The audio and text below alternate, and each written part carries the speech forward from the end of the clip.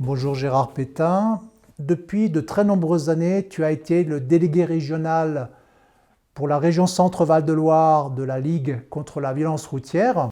Je suis entré à la Ligue contre la violence routière, c'est après l'accident survenu à ma fille de 15 ans. C'était il y a 33 ans. Elle se rendait à vélo au lycée. Elle a été renversée par une voiture.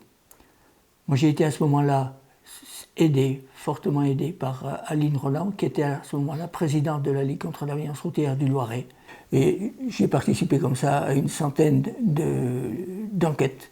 Pierre-Louis Valls, depuis plus de 10 ans, tu es le président de l'association départementale de la Ligue contre la violence routière du Loiret. Et à ce titre, avec Gérard, tu as pu tester un outil, PC Crash. Pourrais-tu nous le présenter? PC Crash est une application qui nous sert à faire des démonstrations, des simulations sur les circonstances et les conséquences d'un accident.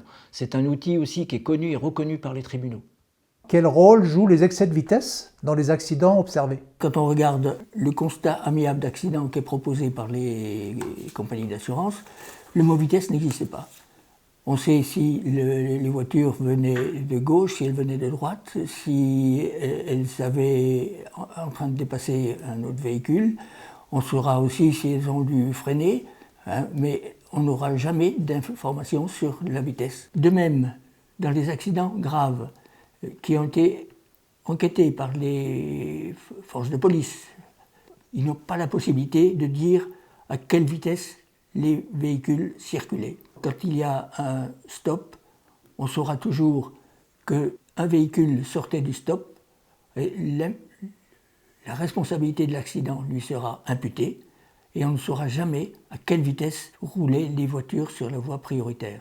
Pierre-Louis, tu as eu l'occasion de faire une simulation avec PC Crash. Ce PC Crash, c'est aussi un outil qui est utilisé dans les tribunaux. Et nous avons eu l'occasion, à travers un accident qui s'est déroulé en 2006, et le jugement a été rendu en 2011. On a pu réussir à faire la démonstration que le chauffeur du camion impliqué dans l'accident et qui a tué un jeune cyclomotoriste, s'il avait respecté la vitesse autorisée, non seulement il n'y aurait pas eu de tués, il n'y aurait pas eu de blessés, mais il n'y aurait pas eu d'accident. En fait, il y avait une différence de 10 km/h et on s'aperçoit que 10 km/h, ça peut faire toute la différence.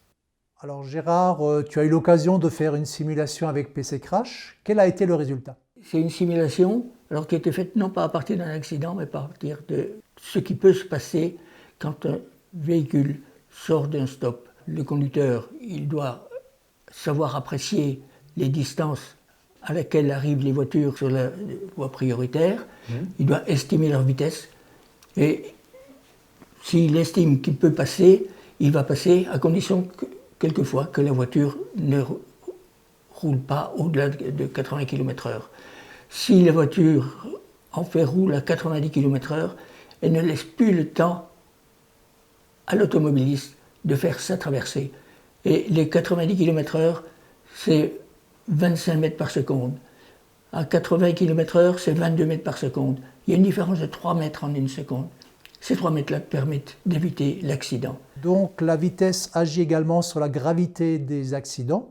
Quel est son impact? C'est une formule mathématique, tout simplement. Donc c'est la moitié de la masse multipliée par la vitesse au carré.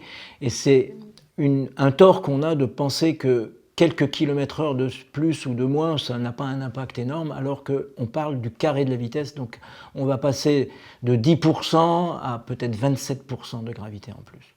Quelle est la responsabilité des élus dans ce dossier? Les élus ne sont évidemment pas responsables des fautes commises par des usagers. En l'autorisant de passer de 80 à 90 km/h, ils encouragent la circulation à une vitesse plus rapide en moyenne. Et donc ils augmentent le risque pour les usagers, le risque d'accident pour les usagers.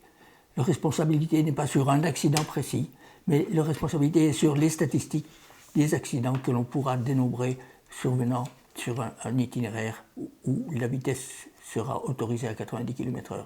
Qui sont les usagers qui vont bénéficier de la réduction à 80 km/h? On pourrait dire que tous les usagers sont effectivement concernés, puisque on peut rencontrer aussi bien des piétons, des cyclistes que des voitures. Mais ces axes-là sont essentiellement des axes qui sont inter-villages, inter-villes. Donc c'est des axes où on va rencontrer beaucoup plus d'automobilistes et de camions. Donc je dirais que ce sont les premiers concernés. Et en tout état de cause, ceux qui habitent les campagnes quand ils se déplacent dans les agglomérations. Quel est l'objectif du 80 km/h, notamment dans le Loiret? Nous savons que sur 10 ans, c'était 61% des tués sur ces axes-là. Donc on sait que agir sur la vitesse, ça va gagner, on va avoir un gain, on va sauver des dizaines de vies. Les opposants du 80 km/h avancent la perte de temps, son coût économique et le fait qu'il pénaliserait un peu plus les usagers. En France, les accidents de la route, l'insécurité routière, c'est 50 milliards d'euros. 50 milliards d'euros, et derrière les chiffres, il y a toujours des visages. C'est 2200 tués, c'est plus de 6000 personnes qui vont rester avec handicap, et c'est des vies brisées, des familles brisées. On ne peut pas aujourd'hui, très honnêtement et moralement, éthiquement, est-ce qu'on peut mettre en balance quelques dizaines de secondes de gagnées et des centaines de vies épargnées? Merci à vous et à bientôt pour de nouveaux entretiens de la Ligue contre la violence routière.